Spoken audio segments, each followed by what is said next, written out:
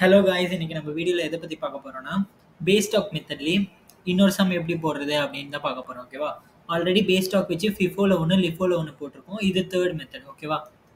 So first question படிச்சிடலாம். From the following information prepare stores ledger account. So 1st Jan to 31st Jan வரைக்கும் instructions கொடுத்துருக்காங்க. அதாவது purchases issues எல்லாம் கொடுத்துருக்காங்க. And last லைனில் பார்த்தீங்கன்னா adopt the base stock method of issue and ascertain the value of closing stock base stock of 200 kg. So base stock வந்து 200 kg வந்துட்டு நம்ம பேஸ் ஸ்டாக்கை மெயின்டைன் பண்ணணும்னு சொல்லியிருக்காங்க. பட் ஆனால் எப்போ பர்ச்சேஸ் பண்ணது, எந்த டேட்லேருந்து மெயின்டைன் பண்ணணும், அதெல்லாம் எதுவுமே சொல்லவே இல்லை. அண்ட் வந்துட்டு இதை ஃபிஃபோ மெத்தடில் போடணுமா இல்லை லிஃபோ மெத்தடில் வச்சு யூஸ் பண்ணி போடணுமா, அந்த மாதிரி எதுவுமே அவங்க ஸ்பெசிஃபிக்காக மென்ஷன் பண்ணல.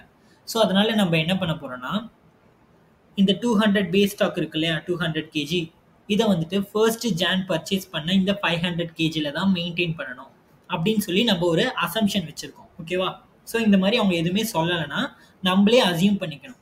ஸோ ஃபர்ஸ்ட் ஜான்லேருந்து, அதாவது ஃபர்ஸ்ட் டிரான்சாக்ஷன்லேருந்து, ஓப்பனிங் பர்ச்சேஸ்லேருந்து 200 kg வந்து பேஸ் ஸ்டாக்காக மெயின்டைன் பண்ணணும் அப்படின்னு சொல்லிட்டு நம்மளே அசியூம் பண்ணிக்கணும். அண்ட் இவங்க வந்துட்டு ஃபிஃபோவில் போடணுமா லிஃபோவில் போடணுமா எதுவுமே சொல்லவே இல்லை. அப்படி எதுவுமே சொல்லலைன்னா நம்ம ஃபிஃபோ மெத்தடே யூஸ் பண்ணிக்கலாம். ஓகேவா? ஸோ இப்போ ஃபஸ்ட்டு டிரான்சாக்ஷன் பாருங்கள். 1st January purchase 500 kgs at 2 rupees each. So 1st January purchase பண்ணியிருக்காங்க.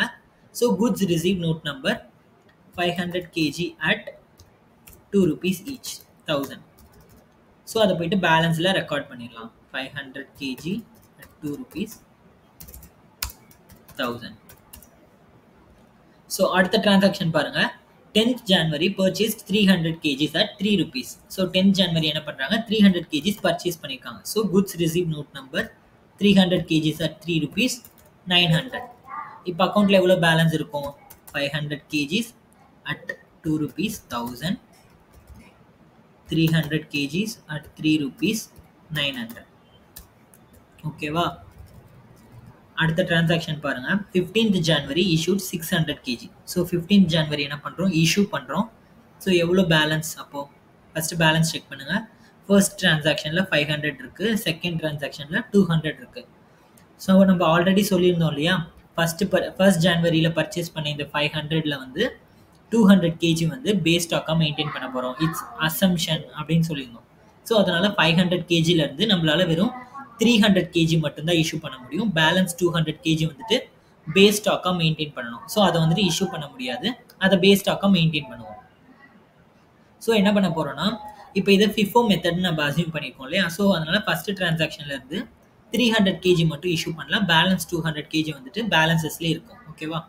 So 300 at 2 rupees, 600. அடுத்தது பாருங்கள், 300 அடுத்த டிரான்சாக்ஷனில், ஏன்னா நமக்கு டோட்டலாக 600 இஷ்யூ பண்ணணும் இல்லையா. ஸோ அடுத்த டிரான்சாக்ஷன்லேருந்து 300 எடுத்துக்கலாம். 900. ஸோ இப்போ அக்கௌண்ட்டில் எவ்வளோ பேலன்ஸ் இருக்கும்? ஜஸ்ட் நம்மளுடைய பேஸ் ஸ்டாக் அந்த 200 இருக்கு இல்லையா, அது மட்டும்தான் பேலன்ஸ் இருக்கும். பிகாஸ் 500ல் 300 இஷ்யூ பண்ணியாச்சு, பேஸ் ஸ்டாக் 200 பேலன்ஸ் இருக்கும். இந்த 300 இருக்கு இல்லையா, இந்த 300 வந்துட்டு நம்ம கம்ப்ளீட்டாக ஃபுல்லாக இஷ்யூ பண்ணிட்டோம். ஸோ அதனால் அது பேலன்ஸில் வராது. ஓகே. ஸோ அடுத்த டிரான்சாக்ஷன் பாருங்கள். 20th January purchased 400 kg at 4 rupees each. So 20th January என்ன பண்ணோன்னா பர்ச்சேஸ் பண்ணியிருக்கோம். ஸோ அதனால் goods receive note number 400 at 4 rupees, 1600. So இப்போ அக்கௌண்ட்டில் எவ்வளோ பேலன்ஸ் இருக்கும்? பேஸ் ஸ்டாக் ஒரு 200 இருக்கு இல்லையா, ஸோ அதை ஆட் பண்ணிடலாம். அது கூடவே இப்போ 400 பர்ச்சேஸ் பண்ணியிருக்கோம்ல, அதை ஆட் பண்ணிடலாம். அடுத்த டிரான்சாக்ஷன் பாருங்கள். 25th January issued 300 kg. So 25th January issue பண்ணுறோம். ஸோ மெட்டீரியல் ரெக்விசிஷன் நோட் நம்பர் நமக்கு எவ்வளோ இஷ்யூ பண்ணணும்? 300 kg இஷ்யூ பண்ணணும். ஸோ ஃபஸ்ட்டு டிரான்சாக்ஷனில் 200 kg இருக்கு இல்லையா, இது வந்துட்டு பேஸ் ஸ்டாக். ஸோ அதை நம்ம இஷ்யூ பண்ண முடியாது. கரெக்டாக? ஏன்னா அது வந்து பேஸ் ஸ்டாக். நெக்ஸ்ட்டு வந்து என்ன பண்ண போகிறோன்னா, இந்த 400 kg இருக்கு இல்லையா, ஸோ அதுலேருந்து 300 kg இஷ்யூ பண்ணிடலாம். 300, 4,200. இப்போ அக்கௌண்ட்டில் எவ்வளோ பேலன்ஸ் இருக்கும்? பேஸ் ஸ்டாக் ஒரு 200 இருக்குமா, அதை இஷ்யூ பண்ண முடியாது. ஸோ அது பேலன்ஸில் காமிச்சிருவோம். ஸோ அடுத்து இந்த 400லேருந்து 300 இஷ்யூ பண்ணிட்டோம். கரெக்டாக? ஸோ அப்போ பேலன்ஸ் 100 இருக்கும். அடுத்த டிரான்சாக்ஷன் பாருங்கள். 27th January purchase 500 kg. So 27th January 500 kg again purchase பண்ணுறோம்.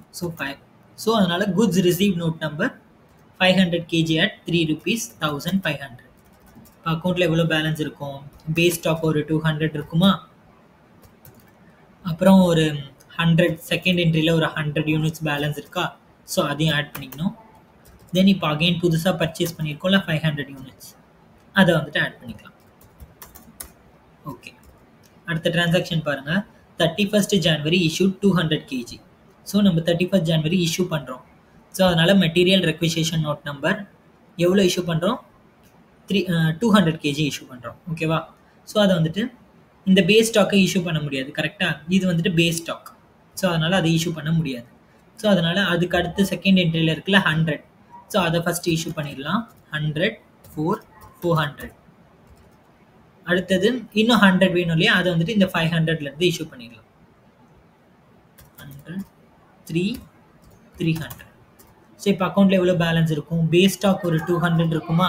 200 to 400. அடுத்தது இந்த 100 வந்து நம்ம ஃபுல்லாக இஷ்யூ பண்ணிட்டோம். 100 ஃபுல்லாகவே இஷ்யூ பண்ணிட்டோம். ஸோ இனிமேல் அது வராது. இந்த 500ல் 100 மட்டும் இஷ்யூ பண்ணிட்டோம். ஸோ பேலன்ஸ் 400 இருக்கும். ஸோ அந்த 400 ஆட் பண்ணிடலாம். 3200. இப்போ அக்கௌண்ட்டில் எவ்வளோ பேலன்ஸ் இருக்கும்? டோட்டலாக 600 யூனிட்ஸ் பேலன்ஸ் இருக்கும்.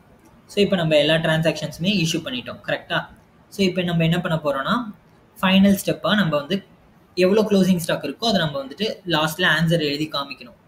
ஸோ ஃபஸ்ட்டு வந்து பேஸ் ஸ்டாக். கரெக்டாக? 200 யூனிட்ஸ் வந்து பேஸ் ஸ்டாக். ஸோ அதனால் அதை வந்துட்டு பேஸ் ஸ்டாக்குன்னு மென்ஷன் பண்ணிவிட்டு 200 units at 2 rupees each, 400 rupees.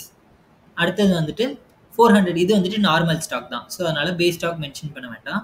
400 units at 3 rupees each, 1200 rupees.